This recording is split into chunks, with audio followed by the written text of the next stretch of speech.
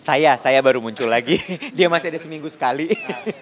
Seminggu 2 kali. Oh iya, Spill the tea di Trans. sabar. Ya? Iya. Masih jalan tapi ya. Masih dong.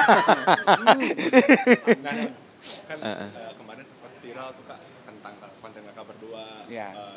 podcast di TikTok, Ya. kan, ngobrol-ngobrol, terus juga seru-seruan juga kan Ya. sama bareng-bareng artis terakhir sama Luna Maya ya. Sama Ralin. Oh ya sama Rali. Heeh. Nah itu gimana tuh Kak update-nya? Bisa konten itu terbuat dari iseng dulu Kak? Oke. Sebenarnya kalau siaran TikToknya itu live di sosial medianya itu kita mulai iseng gitu. Cuma seiring dengan berjalannya waktu ternyata sukses gitu ya. Yes. Alhamdulillah banyak responnya positif, banyak yang nonton. Terus mulai mulai usil. Kayaknya jangan cuma satu platform ya. Kita coba ke platform yang lain gitu ya. Iya. Terus abis itu kita bikinlah podcast di Ucup gitu. Biar kayak Denny Sumargo, biar kayak Deddy Corbuzier. Sama satu lagi kita tuh sebenarnya sedih. Karena? Kita tuh jarang diundang ya sama Deddy Corbuzier gitu ya. Pinginnya masuk Pothub gitu kan. Tapi kita nggak boleh sedih. Kenapa? Karena kita udah diundang sama Trans, sama Oh Insert, iya sama benar. Fanny Rose. Benar ya. Bentar Tapi- lagi diundang Bentar sama lagi yang ya. Nah tapi cuman ya kita sebenarnya pingin ada di platform yang lain juga lah. Dan Iya. eksplorasi kesenangan kita ngobrol sama teman-teman selebriti. Karena pada dasarnya kan saya sama Iwet ini mantan penyiar radio. Walaupun katanya penyiar radio nggak boleh pakai mantan ya. Karena once a radio DJ, you will always be a radio DJ. Karena kita adalah penyiar radio yang sudah tidak bersiaran di radio lagi. Kita punya kerinduan kan untuk ngobrol, untuk mengasah kemampuan kita mewawancarai tamu, membagi cerita hidup. Makanya kita melihat, streaming sekarang bisa menjadi medium yang memperpanjang hobi dan minat kita tuh. Nah, begitu di TikTok streaming sukses, terus kontennya juga banyak yang upload di YouTube, terus Iwet menantang aku dan tim gitu, yuk kita juga bikin dong gitu di YouTube, mau nggak? Oh mau aja, dan thank God gitu konten podcast duet di YouTube juga banyak yang nonton, so Betul. life is good. Ikut ini konsepnya juga nggak sih Kak? Apa diserahin ke tim? Enggak, konsepnya kita semua yang, karena ya ampun ya, timnya juga cuma kita berdua ya. Timnya sangat vertikal. Kalau boleh mengutip Ralin Shah ya. Meminjam istilah itu ya Ralin. Nah senangnya kalau dulu kan kita kerja untuk orang ya, maksudnya kita hanya sebagai talent aja. Nah sekarang membesarkan IP, boleh dibilang ya duet itu adalah IP, intellectual property, membesarkan IP kita ya itu punya kita jadi talentnya, kita jadi produsernya. Kita yang juga cari kayak fakta-faktanya. Iya. Belajar hal baru juga ya, jadi Iya. kayak semi entrepreneur lah gitu. Iya. Jadi belajar mengerjakan dari hulu ke hilir. Apaan sih maksudnya dari hulu ke hilir? Dari A sampai Z lah gitu pokoknya ya.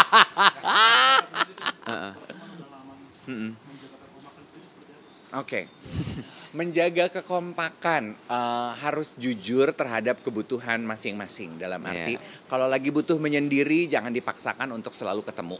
Kayak kita nih, kita kan udah ketemu, kerjaan kita ketemu, tiap hari siaran ketemu. Kalau bisa pada saat Iwet butuh waktu sendiri saya nggak gangguin. Iya. Supaya dia juga punya waktu me time. Iya, sama satu lagi sebenarnya definisi dari jujur sama keinginan gitu ya. Itu juga ya kita udah kenal lama gitu ya, udah tahu seluk-beluknya kita gitu. Jadi memahami itu juga salah satu kunci sebenarnya. Jadi kayak ya saya tahu gitu, saya tuh usil banget, suka bikin kesel gitu. Dave juga kadang suka marah, tapi ya udah, nanti juga 2 hari, sehari lah gitu juga udah baik lagi gitu. Contohnya seperti apa? Aduh, banyak contoh usilnya Iwet gitu ya. Kayak ya memang mungkin ya saya merasa bahwa saya bekerja di dunia panggung hiburan lebih lama dari dia, tapi harus diakui yang deket sama Luna Maya dia. Jadi yang diundang ke kawinan Luna Maya tuh dia, bukan saya. Dan Iwet tuh tahu ya kalau saya tuh nggak terganggu, tapi saya nggak dendam, tapi saya lu terluka dengan fakta itu. Dan keusilan itu saya ungkapkan gitu. Jadi Iya. lukanya tuh kayak saya korek-korek gitu. Iya, ya gitu deh namanya hidup. Bagaimana kakak untuk menjalani di dunia yang baru ini, di digital ini, gitu kan? Ah, Good question. Gimana nih? Good question. Survive-nya. Iya. Kalau aku sebenarnya gini, karena aku pernah bekerja di media juga, dan salah satu dan medianya media konvensional ya, media tradisional gitu. Kita juga harus beradaptasi dengan digital, sehingga sedikit banyak aku banyak belajar lah soal dunia digital. Nah, yang menarik justru sebenarnya di Dave. Ya, karena Dave itu betul-betul Seniman mentok. seniman mentok, dan dia tuh bukan, kalau saya tuh yang gini, saya tahu, oke, kalau saya posting ini datanya bagus atau enggak. Kalau Dave enggak, saya cuma mau bikin konten yang saya suka, Iya. konten yang bagus buat saya nggak peduli orang mau bilang bagus apa enggak. Iya. Nah, adaptasinya gimana tuh, Dave? Adaptasinya harus membuka diri, Banyak belajar ya, Dev? banyak belajar, reseptif gitu ya. Jangan Reseptif tuh artinya apa tuh tuh ya? mau bukan cuma membuka diri tapi mau menerima Iya, dan menyerap iya, gitu. iya, Ada iya. orang membuka diri tapi tidak mau menerima apa-apa. Berat. Nggak terjadi perubahan Iya, apa-apa gitu. iya. Jadi aku suka menggunakan kata-kata reseptif. Ini rambutnya siapa sih masuk ke sini? Reseptif terhadap perkembangan gitu. I learn a lot lah gitu. Iya. Dunia digital ini adalah hal yang baru buat saya. I was a nobody mungkin di dunia digital, dan 2 tahun ini dari 2023 aku belajar banyak gitu mengenai platform-platform baru ini. Ya, sama satu lagi, kita banyak juga, kalau diperhatiin di podcast kita yang di YouTube gitu ya, kita kan juga ngundang yang adik-adik ya. Ya. Sebenarnya itu juga cara kita untuk belajar mendengar gitu. Oh, mereka gimana sih bikin kontennya, idenya datang dari mana, bagaimana mereka menyikapi ketika di komen netizen. Itu juga kita banyak belajar gitu. Jadi ya sedikit banyak reseptif itu juga resepnya sih memang. Yes. Kak, era yang zaman dulu ya kakak masih begitu, sekarang pernah redup sekarang naik lagi tuh. Era itu berbeda jauh atau menurut kakak sama aja? Udah mulai pegel ya. Enggak. Berbeda jauh. Iya. Ya salah satu perbedaannya tentunya adalah kalau dulu waktu pertama kali saya mulai, sayalah si anak muda yang paling dicari orang. Sebagai anak muda kan trendsetter. Kalau sekarang udah bukan gue, karena gue udah bukan anak muda. Jadi gue tuh bukan trendsetter, gue ini follower gitu. Jadi saya menerima aja fakta kehidupan itu gitu. Ya, kalau dari aku sebenarnya gini, aku memang lebih dulu Dave. Aku kan agak lebih belakangan gitu, lebih junior Dave. Cuma satu hal yang aku lihat adalah yang berubah itu sebenarnya cuma platformnya aja. Kalau dulu kan cuma TV, cuma radio, koran, majalah gitu ya. Kalau sekarang tuh kontennya sama, manusianya sama, ceritanya sama gitu ya. Mungkin ada sedikit penyesuaian, tapi platform aja yang macam-macam gitu. Cuman itunya aja, tapi isinya sih sama aja sebenarnya. Cara-caranya, metode-metodenya juga aku lihat sebenarnya mirip-mirip gitu dengan kayak misalnya bikin podcast gitu ya, lightingnya harus bagus, bajunya menarik, bintang tamunya, itu kan rumus yang juga dilakukan di TV kan gitu. Ya, true.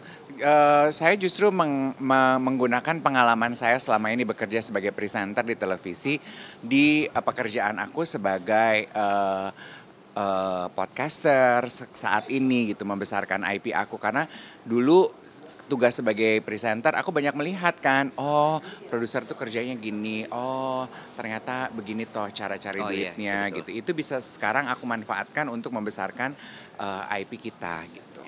Nah, kan selain yang nonton kan banyak nih, tapi anak muda nih banyak nonton kakak. Ya. Yang macam anak muda nih yang lihat kakak. Nah, pesan-pesan kakak buat anak muda yang nonton kakak tuh apa nih? Ada kangen. Oh. Tanggapannya gimana?